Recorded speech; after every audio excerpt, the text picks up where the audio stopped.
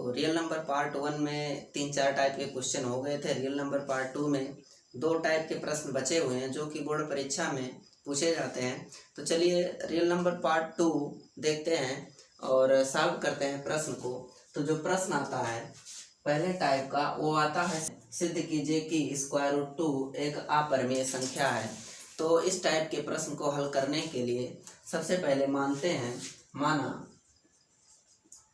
माना square root 2 एक परिमेय संख्या है। हम क्या करेंगे, इसके विपरीत मानेंगे। स्क्वायर रूट 2 एक अपरिमेय संख्या सिद्ध करना है, हम लोग इसके विपरीत मानेंगे। अर्थात अपरिमेय संख्या सिद्ध करने के लिए परिमेय संख्या हमें मानना पड़ेगा। तो चलिए मान लेते हैं। इससे पहले क्लास में हमने बताया कि अगर कोई परिमेय संख्या है तो उसको हम P/Q के रूप में व्यक्त कर सकते हैं। अर्थात इसको भी हम P/Q के रूप में व्यक्त करेंगे, P/Q या A/B के रूप में। तो चलिए चलते इसको लिख लेते हैं। Square root 2 is equal to A/B। A/B यहाँ A तथा B पूर्णांक हैं, A और B पूर्णांक हैं और A तथा B में एक के अतिरिक्त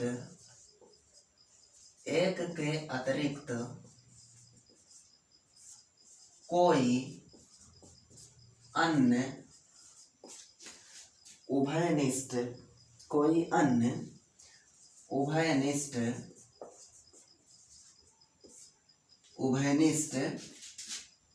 गुणनखंड नहीं है। कोई अन्य उभयनिष्ठ गुणनखंड नहीं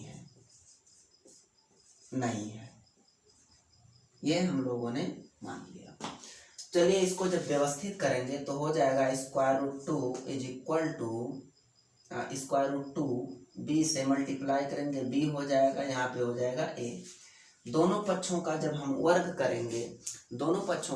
करेंगे तो ये करड़ी हट जाएगा, यानी बचेगा 2, ये हो जाएगा B स्क्वायर, यहाँ पे आ जाएगा A स्क्वायर। चूंकि 2B स्क्वायर A स्क्वायर के बराबर है, इसका मतलब ये हुआ कि जो 2 है वो A स्क्वायर को विभाजित करेगा। अर्थात 2A स्क्वायर को विभाजित करेगा, 2A स्क्वायर को विभाजित करेगा। यदि 2A स्क्वायर को विभाजित करता है तो A को भी विभाजित करेगा, यानी 2, इसलिए 2A को भी विभाजित करेगा, अर्थात A को भी विभाजित करेगा। तो चलिए चलते हैं, इसको समीकरण 1 मान लेते हैं और आगे बढ़ते हैं। अब पुनः माना A is equal to 2C और इस A का मान इसमें रखते हैं, A का मान यहाँ पे रखते हैं। तो हो जाएगा 2B square is equal to, जहाँ पर ये है वहाँ पे 2C लिखेंगे तो हो जाएगा 2C का होल स्क्वायर। यहाँ पे हो जाएगा 2B square is equal to 2C square को जब हम गुणा करेंगे तो हो जाएगा 4C स्क्वायर। इस प्रकार से इसको हम काट देंगे, आ जाएगा 2 दूना 4, यानी B square is equal to 2C square. अब यहाँ पर B स्क्वायर 2C स्क्वायर के बराबर है, इसका मतलब ये हुआ कि 2B स्क्वायर को विभाजित करता है, 2B स्क्वायर को विभाजित करता है, अतः 2B को भी विभाजित करेगा, B को भी विभाजित करेगा। इसको हम समीकरण 2 मान लेंगे। अब समीकरण 1 तथा 2 को देखेंगे। समीकरण 1 तथा 2 को देखिए। 1 में लिखा हुआ है 2A स्क्वायर को भी विभाजित करेगा, यहाँ पे 2b को भी विभाजित करेगा, यहाँ a को विभाजित करेगा, यहाँ पर b को विभाजित करेगा। जबकि हमने यहाँ माना था कि a और b में ऐसा कोई गुणनखंड है ही नहीं जो उभयनिष्ठ हो और दोनों को विभाजित करे। लेकिन समीकरण 1 तथा 2 से हमें प्राप्त होता है, समीकरण 1 तथा 2 से हमें प्राप्त होता है कि a तथा b में दो एक ऐसा उभयनिष्ठ गुणनखंड है जो दोनों को विभाजित करता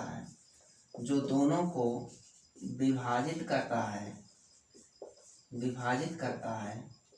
ऐसा क्यों हुआ? क्योंकि हमने गलत कल्पना की थी। अतः इस तथ्य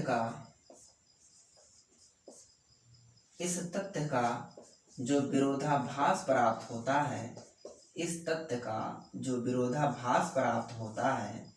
विरोधाभास हमारी त्रुटिपूर्ण कल्पना के कारण प्राप्त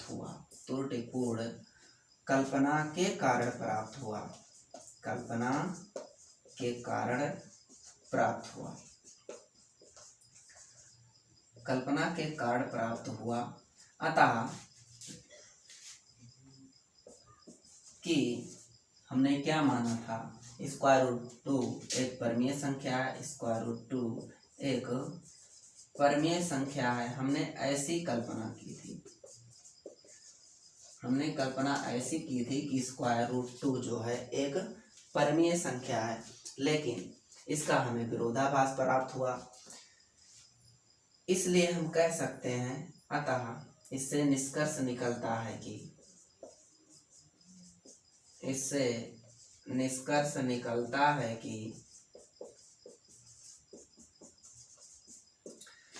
√2 एक अपरिमेय संख्या है।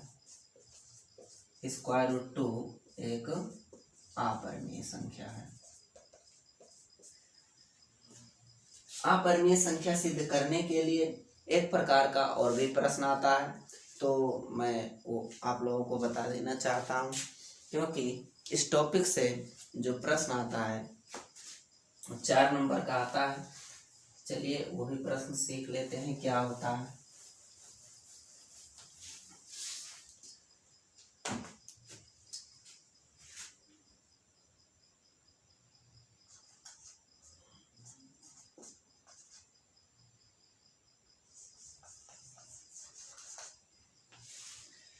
इस टॉपिक से दूसरे टाइप का भी प्रश्न आता है, जो इस प्रकार से होता है, सिद्ध कीजिए कि 5 - √3 एक अपरिमेय संख्या है, यानी एक इसमें पूर्णांक शामिल होता है और एक अपरिमेय संख्या होता है। इसको हमें सिद्ध करना होता है। तो चलिए इसको भी सिद्ध करते हैं। मान लेते हैं सबसे पहले, माना 5 - √3 एक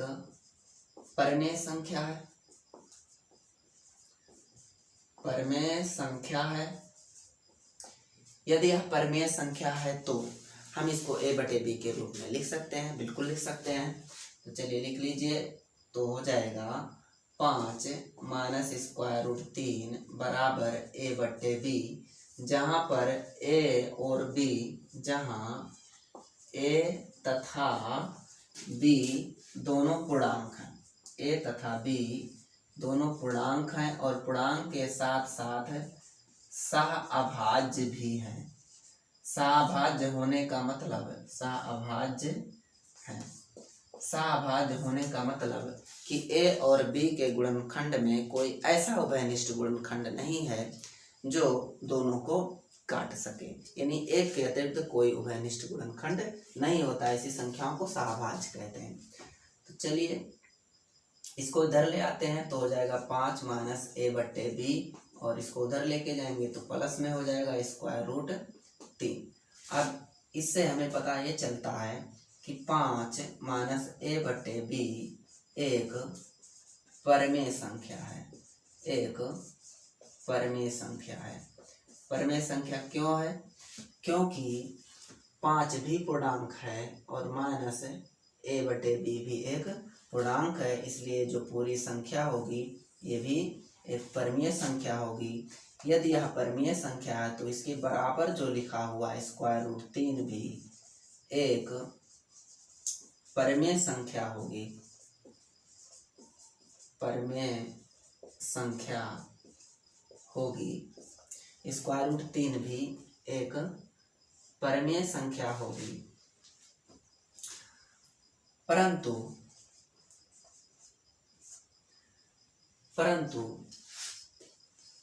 हम जानते हैं कि क्या जो स्क्वायर रूट 3 है, स्क्वायर रूट 3 एक अपरमेय संख्या है।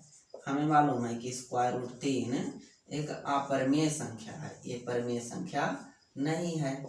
तो स्क्वायर रूट 3 एक अपरमेय संख्या है, लेकिन हमने जो अभी सिद्ध किया यहाँ से हमें ये पता चलता है कि स्क्वायर रूट 3 एक परमेय संख्या है। ऐसा हुआ क्यों? हमारी त्रुटिपूर्ण कल्पना के कारण हुआ है। ऐसा हमारी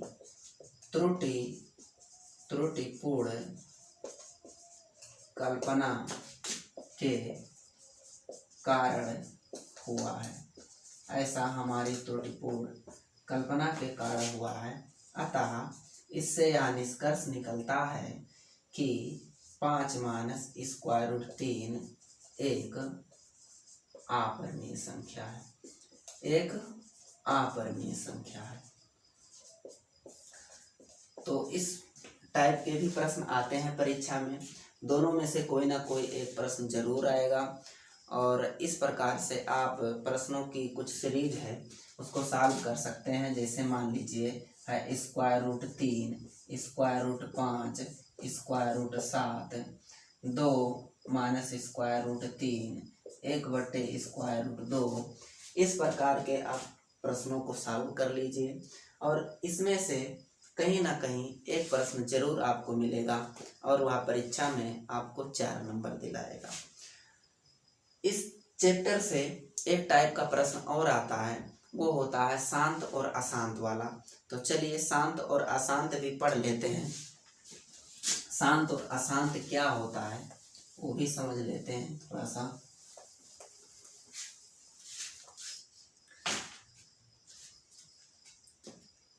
अगले टाइप का जो प्रश्न आता है वो आता है शांत और अशांत से।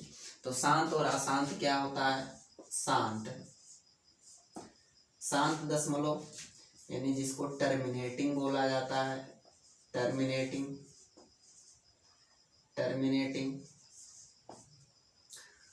शांत दशमलव क्या होता है? यानी विभाजन प्रक्रिया करने के बाद ऐसी परमीय संख्याएं जिनकी विभाजन प्रक्रिया करने के बाद वो पूरा कट जाता है, वो होता है शांत। जैसे मान लीजिए लिखा हुआ है 1/2।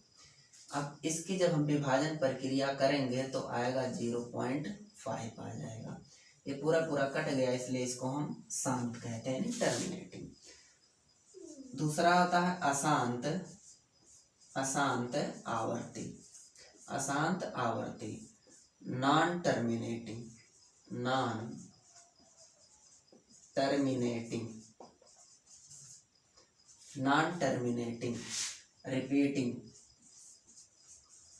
रिपीटिंग। ये ऐसी परमीय संख्याएं होती हैं जिनको भाग करने पर ये पूरा नहीं कटता है। जैसे मान लीजिए एग्जाम्पल के तौर पे 1/3। जब इसको हम भाग करेंगे तो आएगा 0.333, ये आता रहेगा, कभी भी नहीं कटेगा। तो इस प्रकार की संख्याओं को कहते हैं अशांत आवर्ती दशमलव संख्या। तो जो प्रश्न आता है परीक्षा में वो इस प्रकार से आता है, बिना विभाजन प्रक्रिया किए विभाजन प्रक्रिया किए, शांत अशांत बताइए, शांत या अशांत बताइए। तो इसके लिए एक रूल सीखना जरूरी है जो बहुत ही इम्पोर्टेंट है। वो रूल क्या होता है, यदि हर के गुणनखंड, कोई संख्या दिया हुआ है और उसके हर का गुणनखंड करेंगे, अगर आता है 2 पर पावर n, 5 पर पावर n या 2 पर पावर n मल्टी 5 पर पावर n के रूप का है तो, के रूप का है तो वह संख्या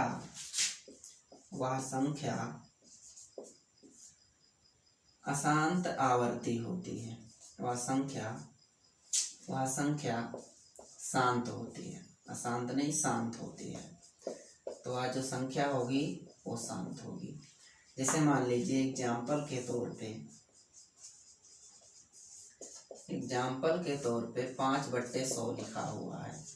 तो जब हम गुणनखंड करेंगे 100 का तो आएगा 2 पर पावर, यहाँ कर लेते हैं 100 का गुणनखंड तो आएगा 50, यहाँ पे आ जाएगा 25, यहाँ पे आ जाएगा 5 और यहाँ पे होगा 1, यानी 2 पर पावर 2 इंटू 5 पर पावर 2, यानी 5 पे भी पावर 2 आ जाएगा।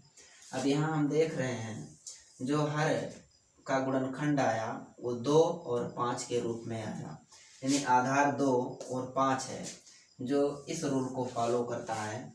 इसलिए हम कह सकते हैं कि यह शांत है, यह शांत दशमलव, इसका जो प्रसार है वो शांत दशमलव है। तो इस प्रकार से ये चैप्टर पूरा खत्म होता है। 2 क्लास में मैंने पूरा चैप्टर खत्म कर दिया है और जो आने वाले चैप्टर हैं मैं उम्मीद करता हूँ कि वो भी 2 या 3 क्लास में सभी चैप्टर खत्म कर देंगे। 24 मार्च से बोर्ड परीक्षा भी स्टार्ट है। 24 मार्च से पहले ही सब मैथ की सारी क्लासेस ख़त्म कर देंगे। और जो लोग पिछला वीडियो नहीं देखे हैं वो डिस्क्रिप्शन बॉक्स में लिंक दिया हुआ है, वहाँ पे जा कर के पिछला वीडियो देख लीजिए। जो लोग कभी भी मैथ पढ़े ही नहीं हैं वो लोग भी इस वीडियो को देख सकते हैं, क्योंकि उनके लिए और भी इम्पोर्टेंट होने वाला है। अगले वीडियो में मिलते हैं कल। यदि वीडियो पसंद आया तो लाइक कीजिए, चैनल को सब्सक्राइब कीजिए, शेयर कीजिए और नए वीडियो का नोटिफिकेशन पाने के लिए बेल आइकन ज़रूर प्रेस कीजिए। धन्यवाद।